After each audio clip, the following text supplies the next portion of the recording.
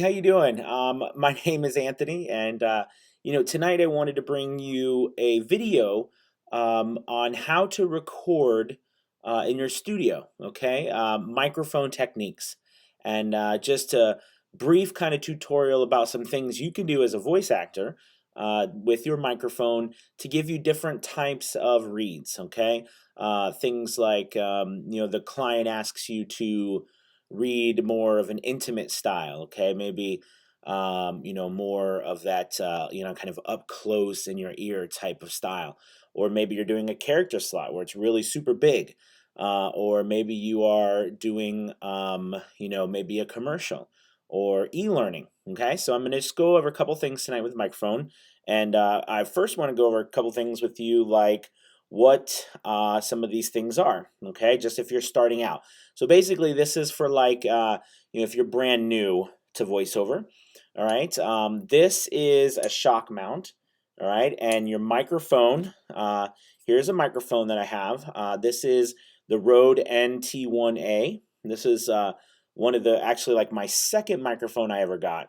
My first one was a was a blue snowball mic. It's not the one the one I currently use right now is a Sennheiser 416 shotgun microphone, but this microphone was my second microphone, and I absolutely love it. Has a nice bright sound to it, and it came with a kit I bought. It came with this shock mount, and it also comes with a pop filter. Okay, and basically this pop filter is for you to speak into when you are speaking into your microphone, so that when you and you make noises with your mouth, the air, okay, the air that comes through, this filter stops it from making what we call plosives on your audio. And if you've ever recorded something, you know what I mean, where you speak and and it makes this unpleasant noise to listen to. Okay, so your shock mount, all right, your pop filter, and your microphone. This is a condenser microphone, and basically, um, there are this microphone takes you need phantom power to make it work, and basically that's some extra power, okay, to make this microphone pick up your voice. But because of that extra power, let me put that down. What it does is condenser microphones are known to pick up a lot more intricacies in the voice, a lot more frequencies, and they're able to really pick up, I think, the uniqueness of your voice. Okay, dynamic microphones. Okay, they're microphones that do not need phantom power. They're more kind of like your workhorse microphones that you'd have on a stage, like a live stage or things like that. Like the Shure microphones, like the SM57, SM58, kind of staples in the theater industry or the music industry for live performances that people still use today. But as a voiceover artist, you can use those too, but usually you're going to want a condenser microphone. All right. So now that we have our condenser microphone, this microphone, I believe, microphones in general, okay, they have a wave pattern. All right. And basically what that means is that the microphone, the capsule's in here, right? And that wave pattern is the pickup, all right, the pickup range around the microphone. Okay. Basically what that means is that it is this bubble, depending on what type of microphone it is, that picks up noise. If you are in that bubble, it will pick up the noise. If you are out of that bubble, all right, it won't pick up the noise as well. It won't pick up your voice as well. Okay, so knowing the wave pattern, all right, the pickup pattern of your microphone is really important. Okay, if it is a supercardioid, okay, or cardioid, these are different terms. I didn't mean to get into all these terms, just kind of felt like it was necessary. And I'll get back on topic about talking about positioning here in a second, but it's important to learn the terms, okay, like cardioid, supercardioid, dynamic. These terms also have a lot to do with the point how narrow the beam is, the beam angle of the pickup from the mic, the wave pickup, and some of them, okay, are very like cardioid. All right, the beam angle is very narrow. Okay, if it's cardioid, okay, or omnidirectional. Omnidirectional is like an entire circle around the mic. Anyways, they're good things to know what your mic is. And if you're using a microphone and you don't know what it is, okay, and you're having problems with maybe too much noise in your microphone, or you're having problems with, the sound is just not right, it could be one thing could be that you just don't know exactly how you're supposed to be using the particular microphone that you have. So it's a good thing to really do some research about what type of microphone you have. Okay? All right, so talk about this one. I believe that the NT1A, I know it's either a cardioid or a supercardioid. A supercardioid is just a narrower beam so that it picks up less noise around the back and more noise around the front. Okay, it's very narrow. The one the Sennheiser, and I'm sorry, it's in my studio right now. I should have grabbed it, but I didn't. But anyways, let's stick to this. So we're going to talk about now a couple of different positions that you want to put your microphone in when you're doing a read. Okay, so we'll give some examples. So let's talk about the one that we all kind of know, that stereotypical promo read. Okay, the one where we're like, in a world where one man tries to tell people about the microphone. All right, that kind of stuff. Okay, now those guys or gals who do those promos, all right, you hear that voice. It has this very like deep, resonant, in your face type voice. All right, it's just very like boom, this boom type of voice. So to do that, all right, they actually get really close to the mic. Okay, they pull the mic up here.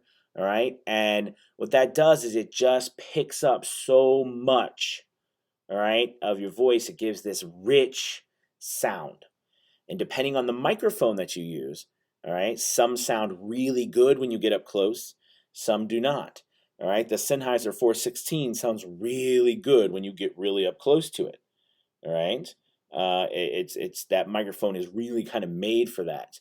Okay, this microphone, it's not bad, but this microphone really is a great mic to keep at about 6 inches. And I guess I should have started off by saying the general, for general voiceovers, all right, the rule of thumb is you about 6 inches from your microphone. So if you have your microphone, all right, in this particular setup, okay, if you can see that, goes into this here, all right, and basically, all right, this cap here, this goes into your mic stand, all right, and so it would sit kind of like this, or some people do this. All right, you'll see where it's an arm or something where boom stands here, and they'll be like this. Okay, it can go upside down, doesn't matter. All right, but let's say you're like this. All right, and 6 inches. If you have a pop filter here, you'll notice that this pop filter is actually pretty close to 6 inches. I usually do, the rule of thumb is this right here. Okay, from my thumb to my pinky finger. All right, but with the pop filter, you'll notice I only have to do a little bit away from the pop filter, and that kind of gives me the perfect distance. All right, so it should be just like this when you're talking. All right, if you need to go closer to it, I would say if you're doing like something like the promo thing, you probably want to get a pop filter that, or you can actually move this one closer to the microphone, you know what I mean? Or you can move it away. It actually allows you here, there's a little setting on this, and all pop filters are similar in their own way. But this one's a really nice one actually, because it allows you to do multiple different points with it. All right, so anyways, so that's your normal read is going to be about 6 inches from your mouth, okay?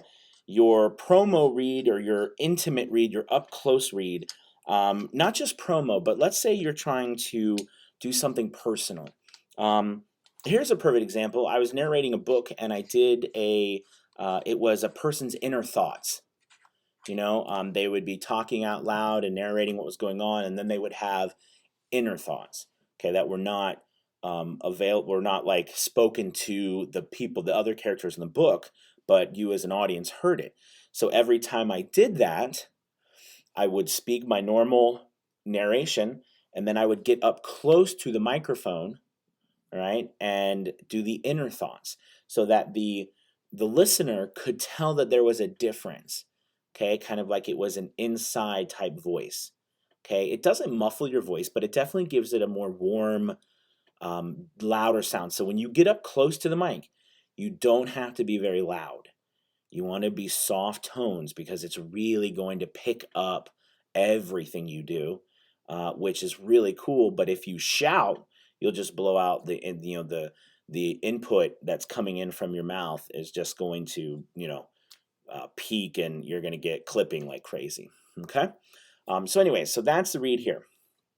Your general reads, like your commercial reads, okay, they're going to be out here, and that would be our normal conversational type tone, our normal voice tone. All right. If we're going to do character voices, especially ones where we're going to be loud, okay, the tip with that is if you are doing character stuff or trying to, and you constantly get uh, um, like you're peaking too loud and you're clipping, okay, it's probably because one of two things. One, you may have your gain up too far, right? Or you may have your volumes up too far on your mic, or your inputs up too far, or you're too close. So if you have to shout or yell, a great thing to do is to back away from your microphone. Okay? When you know you have to yell or do something, get your microphone away from you. All right, and this is something that you have to toy with or play with to see how far you need to go. All right, but this is why it's super important to be in a treated space that really does work. Okay, because that way, the further you go, you still have a great sound. I know when I had my other booth, it was very difficult because it was enclosed around me really tightly, and it was hard for me to get any further away.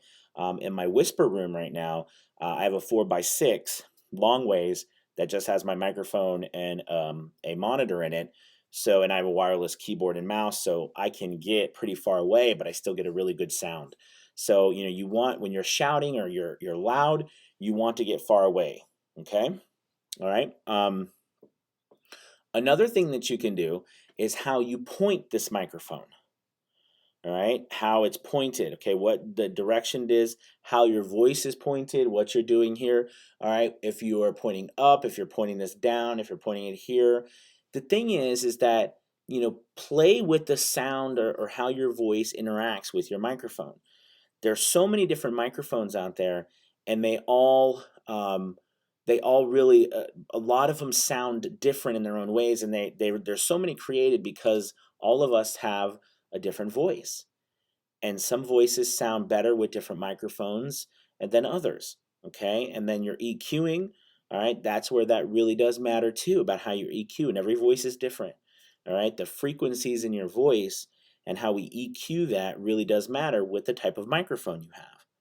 Okay, whether there's more of a bass on there, or whether the bass is rolled off, or it has a high end. Like, this is the NT1A is really awesome. It's a very character oriented microphone, I think, because it's very bright.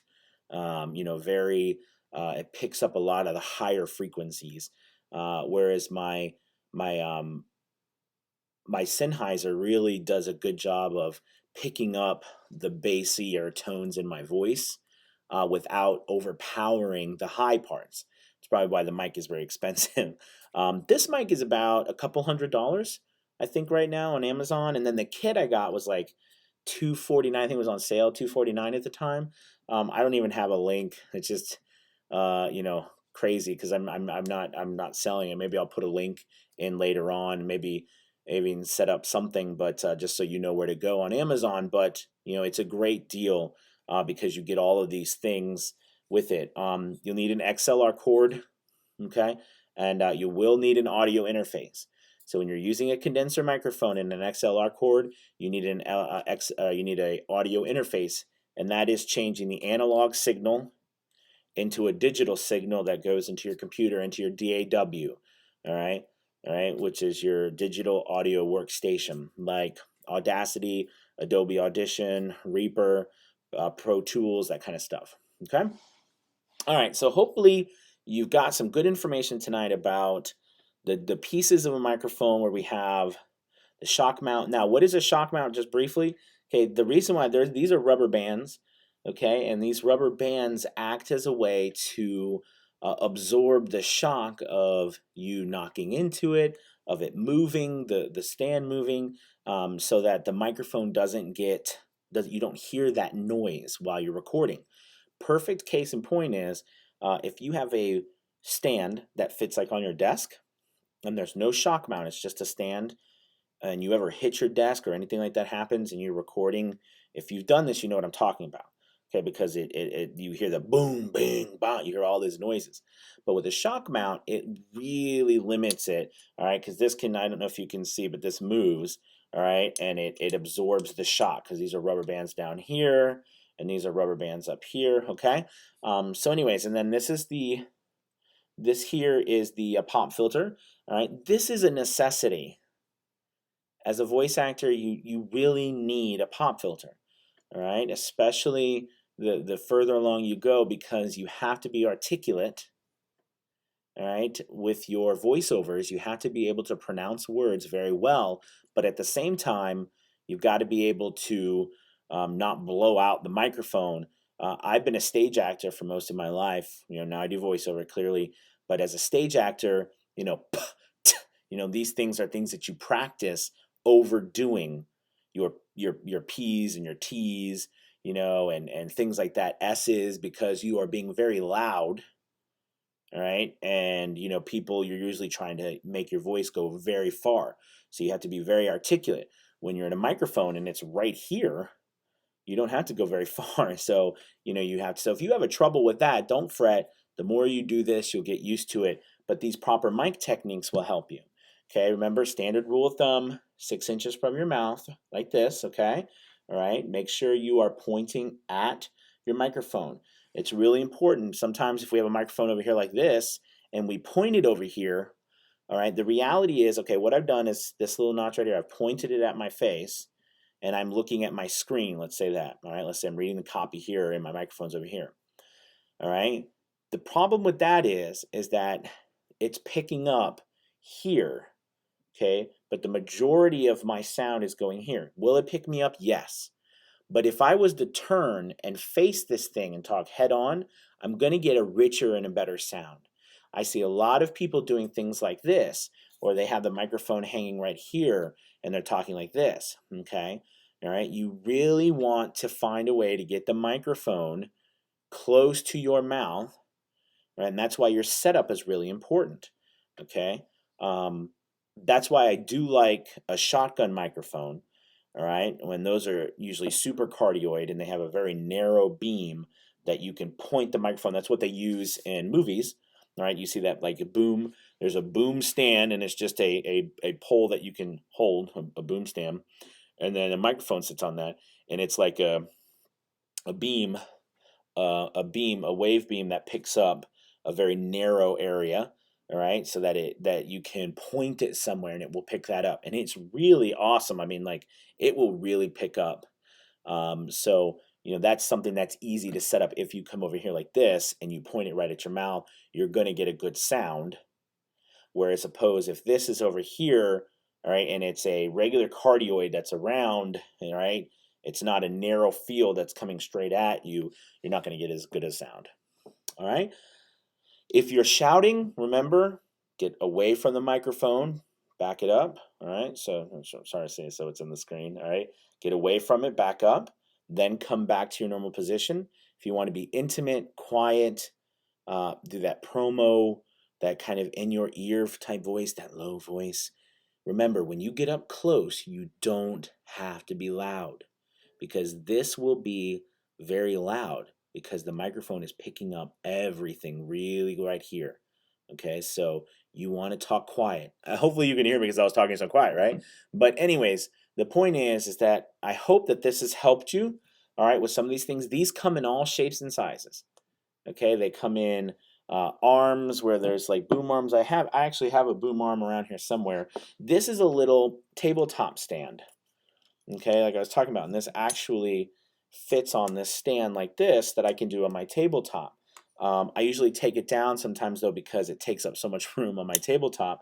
I also have a boom arm, but I like to declutter my space sometimes not have it because I don't record out here. I do these videos, which but I do my recording in my booth, which is behind this station here. All right. Well, I hope that helped out, and I hope you got some great information. Please subscribe to my channel, like this video if you do. Leave a comment, share. Maybe you have your favorite microphone or some techniques of your own that you'd like to share. There's so many more different ways to when we get into the performance aspect, okay, and which I absolutely love because acting is my passion. And remember, we're actors, voice actors. No matter what you do, you're actors here. So have a wonderful, wonderful day, and I will talk to you soon. All right. Thank you so much, you guys. Bye bye.